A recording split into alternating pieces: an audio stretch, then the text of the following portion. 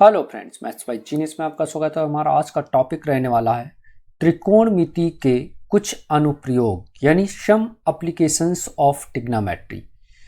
ये topic class 10th के board exam के दृष्टिकोण से बहुत इंपॉर्टेंट है और क्लास 11th 12th या फिर कंपटीशन एग्जाम में भी इसके एक या दो क्वेश्चंस आ ही जाते हैं। तो चलिए शुरू करते हैं इस टॉपिक को। तो देखिए, इस टॉपिक में हम करेंगे क्या। पहले तो हम ये देखेंगे कि एंगल ऑफ एलिवेशन और एंगल ऑफ डिस्पर्जन क्या होता है। फिर उसके बाद हम इसके बेस पे कुछ क्वेश्चंस करेंगे, जैसे ये है एक हमारा क्वेश्चन नंबर 1, ये है क्वेश्चन नंबर 2, ये है क्वेश्चन नंबर 3, 4 और 5। इस तरीके से बहुत सारे क्वेश्चंस हम इस पूरे वीडियो में हल करेंगे। तो चलिए शुरू करते हैं आज का टॉपिक।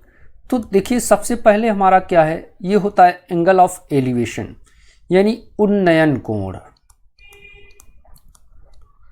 तो उन्नयन कोण क्या होता है, जैसे ये मीनार हो गई ऐसे या टावर हो गया कुछ भी, और अगर कोई भी ये बच्चा यहाँ खड़ा हुआ है या कोई भी व्यक्ति खड़ा हुआ है और ये जब इसको देखेगा ऐसे नीचे से, तो ये जो इसकी आंख पर जो इस पूरी मीनार का जो एंगल बनेगा नीचे की तरफ, इसी को हम बोल देंगे एंगल ऑफ एलिवेशन या फिर उन्नयन कोण। अब अगर इसका उल्टा सिचुएशन हो क्या, कि अगर बच्चा या कोई भी व्यक्ति ऊपर हो, जैसे ये टावर है और ये ऊपर बैठा हुआ है, और अब ये ऊपर से अगर देखता है, जैसे ये हॉरिजॉन्टल लाइन हो गई, और इस हॉरिजॉन्टल लाइन से अब ये नीचे की तरफ अगर किसी ऑब्जेक्ट को, ये मान लो ऑब्जेक्ट है कोई भी बॉल या कुछ भी ऑब्जेक्ट हो सकता है, उसे ऐसे देखता है, तो ये वाला जो ऊपर हॉरिजॉन्टल लाइन से जो एंगल बनता है उस ऑब्जेक्ट का, इसको हम बोलते हैं एंगल ऑफ डिस्पर्जन या अवनमन कोण। और जितना ये अवनमन कोण ऊपर बनेगा, सेम उतना ही अगर हम इसको बेस से ये मिला दें, यानी अगर ये थीटा है ऊपर, तो ये भी एंगल थीटा ही बन जाएगा। तो उन्नयन कोण और अवनमन कोण का कॉन्सेप्ट अगर आपको समझ में आ गया है, तो अब हम चलते हैं पहले क्वेश्चन की तरफ। तो देखिए, हमारा पहला क्वेश्चन क्या है कि एक मीनार जो कि 30 मीटर ऊंची है और भूमि पर इतने मीटर लंबी छाया बनाती है, यानी a tower is 30 metre height. यानी अब देखो, जब भी टावर बनाने की बात आएगी तो उसे हम ऐसे बनाएंगे, नीचे से लेकर के ऊपर की तरफ इस तरीके से। ये मान लो ए बी है हमारा और ये हो गया टावर, और इसकी हाइट कितनी दे रखी है हमें, 30 मीटर। अब क्या कह रहा है, and cast a shadow of 10√3 metre. तो अब देखो, जब यहाँ से सनलाइट पड़ेगी तो इसकी शैडो ये होगी नीचे, तो शैडो क्या हो जाएगी हमारी सी से बी तक, और ये कितनी है 10√3। और हमें बताना क्या है, then find the angle of elevation. तो एंगल ऑफ एलिवेशन अभी बताया था कि ये नीचे एंगल जो बनता है ये वाला, ये हो गया एंगल ऑफ एलिवेशन, और लेट हमने कर लिया इसको थीटा।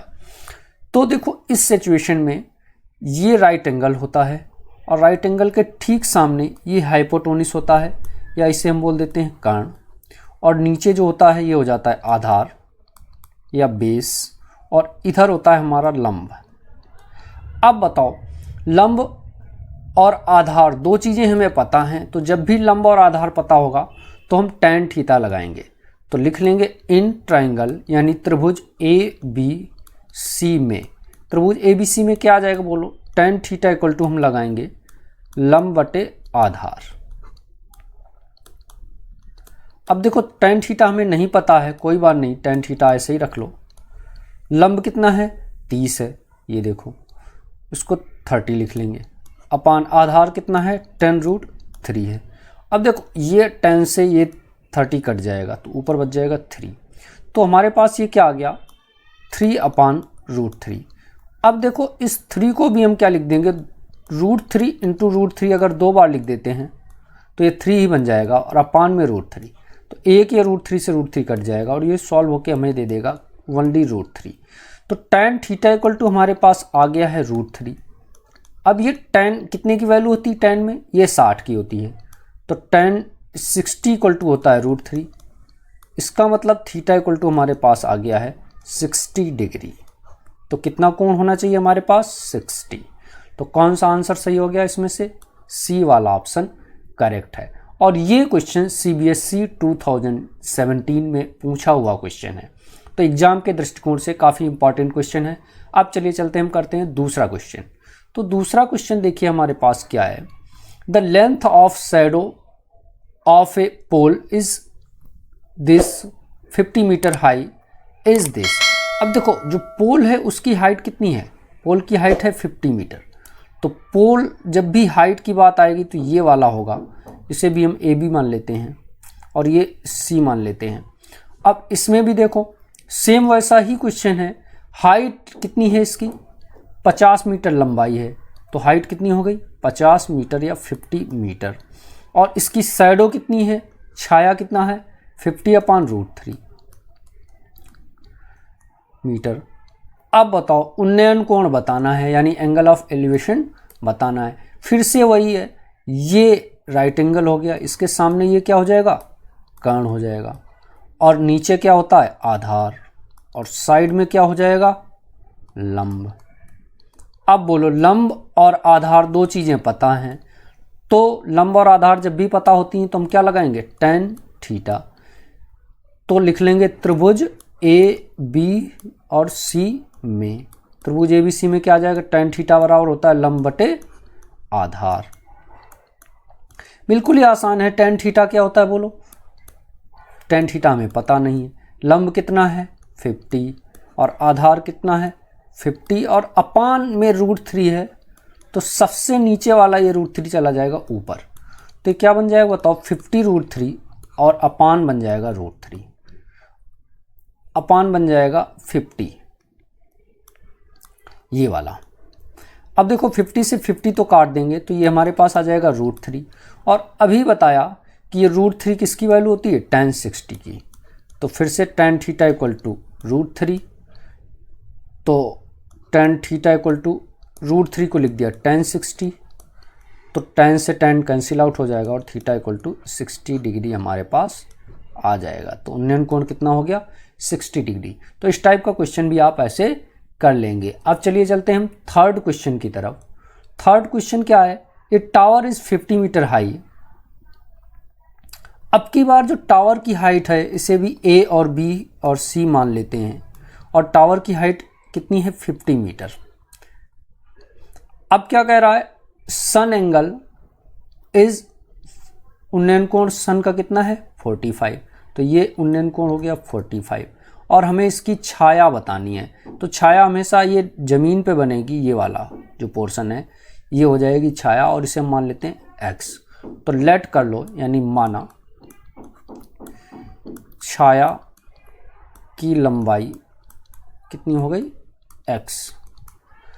अब बोलो त्रिभुज A B और C में, पूरे त्रिभुज में बोलो क्या हो जाएगा, फिर से लगाएंगे tan 45, अब की बार एंगल दिया है तो tan 45 लगाएंगे, और ये 90 हो गया, इसके सामने कर्ण ये हो गया, 90 के सामने कर्ण हो गया, ऊपर जो साइड होती है ये लंब हो गई, और नीचे जो होती है ये हो गई आधार।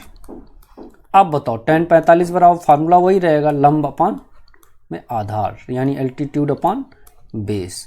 tan 45 की वैल्यू आपको याद रखनी होगी 1 होती है, और लंब यहाँ दे रखा है 50, और आधार हमें पता नहीं है जो कि x हमने मान रखा है। अब देखो इसके अपान में 1 लगा लेंगे और क्रॉस मल्टीप्लाई कर लेंगे, इसका इधर करोगे तो x आ जाएगा, और 1 का 50 में करोगे तो 50 ही आ जाएगा मीटर। इसका मतलब हमारे पास छाया की लंबाई भी क्या आ जाएगी 50 मीटर। That's answer. अब चलिए चलते हैं हम नेक्स्ट क्वेश्चन की तरफ, उसे भी कर लेते हैं। तो देखिए हमारा क्वेश्चन नंबर 4 क्या है, क्वेश्चन नंबर 4 है, a kite is flying at height of this metre, यानी एक जो पतंग है वो भूमि से इतनी मीटर की ऊंचाई पर उड़ रही है। तो जब भी ऊंचाई की बात होगी तो ये वाली साइड होती है जिसको हमने AB मान रखा है, कितनी हाइट है इसकी 50√3, इतनी हाइट पे ये पतंग उड़ रही है। और क्या है, and it attached with a string max an angle 60 degree. तो ये यहाँ मान लो ऐसे पतंग है हमारी ऐसे, और ये पतंग यहाँ ऊपर उड़ रही है, और ये हो गई इसकी स्ट्रिंग। तो स्ट्रिंग जो है हॉरिजॉन्टल लाइन से कितना एंगल बना रही है 60 डिग्री। अब हमें क्या बताना है, डोरी की लंबाई बतानी है। यानी find the length of string. तो यहाँ पे देखो डोरी चूंकि ये वाली है, ये वाली ए से सी तक जो है वो डोरी है और इसे हम मान लेते हैं x। तो मान लेंगे, माना जो निकालना होता है इसे मान लेते हैं। तो माना डोरी की लंबाई यानी लेंथ ऑफ स्ट्रिंग क्या मान लेते हैं, इक्वल टू x मान लेते हैं। अब देखो फिर से वही करेंगे, ये राइट एंगल हो गया और राइट एंगल के ठीक सामने ये आ गया हमारे पास कर्ण। ये जो ऊपर होता है ये हो गया लंब और इधर नीचे जो हो गया ये हो गया आधार। अब बताओ इसमें देखो आधार से हमें कोई मतलब है नहीं, हमें कर्ण और लंब दिया है, कर्ण निकालना है। तो लंब और कर्ण किस में आते हैं, तो लंब और कर्ण आते हैं हमारे पास साइन थीटा में। तो लिख लेंगे त्रिभुज ABC में। तो ये हमें अपने हिसाब से देख के लगाना पड़ेगा कि हमें क्या निकालना है और क्या दिया है। तो देखो लंब दिया है और कर्ण निकालना है, तो लंब और कर्ण वाला ही फार्मूला लगाएंगे और ये आता है साइन थीटा में। तो साइन थीटा बराबर क्या होता है, लंब बटे में कर्ण, यानी एल्टीट्यूड अपान हाइपोटेन्यूज। और साइन थीटा की जगह कितना दिया है हमारे पास 60, इक्वल टू लंब कितना है 50√3 और अपान में कर्ण कितना हमने मान रखा है, x मान रखा है। ये देखो क्या मान रखा है, x, ये वाला। अब साइन 60 की वैल्यू आपको याद रखनी पड़ेगी, √3/2 इक्वल टू 50√3 और अपान में x। क्रॉस मल्टीप्लाई कर लो, इसका इधर इसका इधर, तो ये इधर ले जाओगे तो ये बन जाएगा √3x इक्वल टू, ये इधर ले जाओगे तो 50 का 2 में करोगे तो 100√3। अब बोलो √3 यहाँ से हटाओगे तो x की वैल्यू क्या आ जाएगी, x की वैल्यू आ जाएगी 100√3 और अपान में √3 और इस √3 से √3 काट देंगे तो ये दे देगा 100 मीटर। यानी यहाँ पे हमारे पास जो स्ट्रिंग यानी डोरी की लंबाई है वो आ जाएगी 100 मीटर।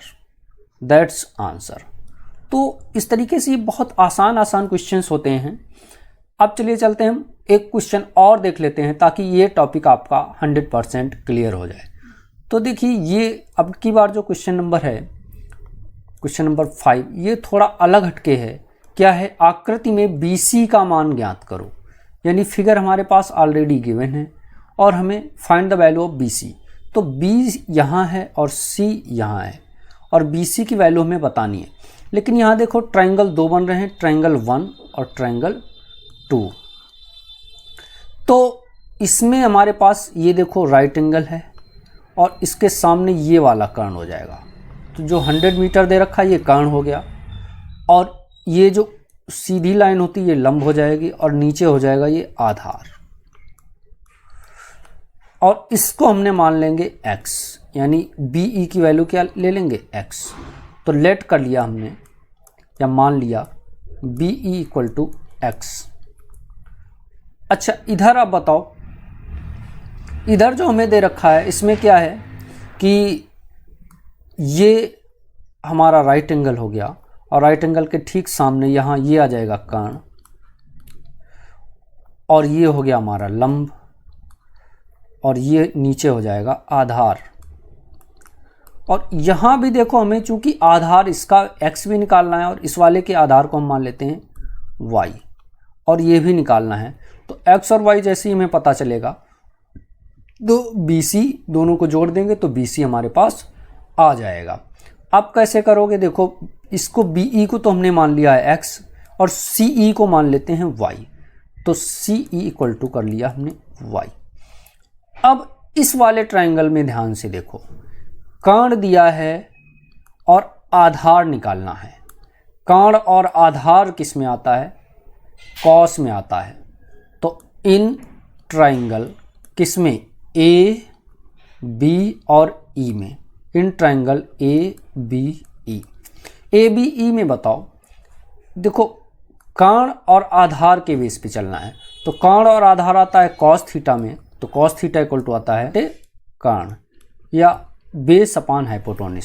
और आधार कितना दे रखा है हमें x और हाइपोटेन्यूज कितना दे रखा है 100 मीटर। अब बताओ cos 60 की वैल्यू होती है 1/2 equal to x/100। Cross multiply कर लो, इसका इधर इसका इधर, तो इसका इधर करोगे तो 2x आ जाएगा, और इक्वल टू 100 का 1 में करोगे तो 100, या x इक्वल टू आ जाएगा 100 और अपान में 2 हो जाएगा, इसे लिख देंगे हम 50 मीटर। तो x की वैल्यू हमें पता चल गई, कितनी आ गई 50 मीटर। ऐसे ही अब यहाँ हम y की वैल्यू निकाल लेते हैं। तो अब ये वाला त्रिभुज लगा दो, ट्राइंगल नंबर 2। तो इन ट्राइंगल कौन सा है ये, डी सी और ई।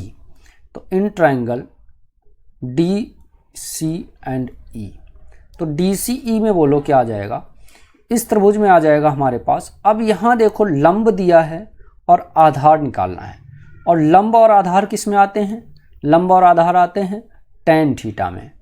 तो tan थीटा इक्वल टू लंब और बटे में आधार, या परपेंडिकुलर अपॉन बेस। और tan थीटा की जगह यहाँ कितना है इस ट्रायंगल में 45 है, इक्वल टू लंब कितना है 80 मीटर है, अपान में आधार कितना मान रखा है हमने, y मान रखा है। अब tan 45 की वैल्यू बोलो क्या होती है 1 इक्वल टू 80 अपान y, अपान में 1 लगा लेंगे और क्रॉस मल्टीप्लाई कर लेंगे, तो y का इधर करोगे तो y आ जाएगा, इक्वल टू इसका 1 का 80 में करोगे तो 80 और मीटर। तो y की वैल्यू कितनी आ गई 80 मीटर। अब देखो हमें निकालना क्या है, हमें निकालना है b और c, क्या निकालना है BC। 9 यानी अब BC इक्वल टू बताओ क्या आएगा, BC इक्वल टू आ जाएगा BE और EC, यानी BE प्लस CE। और BE क्या है, ये है x, और ये क्या है मान रखा है y, और x की वैल्यू हमने कितनी निकाली है, ये देखो 50 मीटर, और y की कितनी निकाली है, यहाँ देखो 80 मीटर। और दोनों को जैसे ही ऐड करेंगे तो ये आ जाएगा हमारे पास 130 मीटर। तो BC की वैल्यू क्या आ गई हमारे पास 130 मीटर, दैट्स आंसर। तो देखा आपने ट्रिग्नोमेट्री के क्वेश्चंस को लगाना कितना आसान होता है। तो आशा करते हैं कि आपको हमारा ये वीडियो पसंद आया होगा। अगर वीडियो पसंद आया तो वीडियो को लाइक कर लीजिए और चैनल को कर लीजिए सब्सक्राइब, ताकि आपको आगे भी आने वाली मैथ की मोस्ट इंपॉर्टेंट वीडियो आसानी से प्राप्त हो सकें। और वीडियो को पूरा देखने के लिए थैंक्स।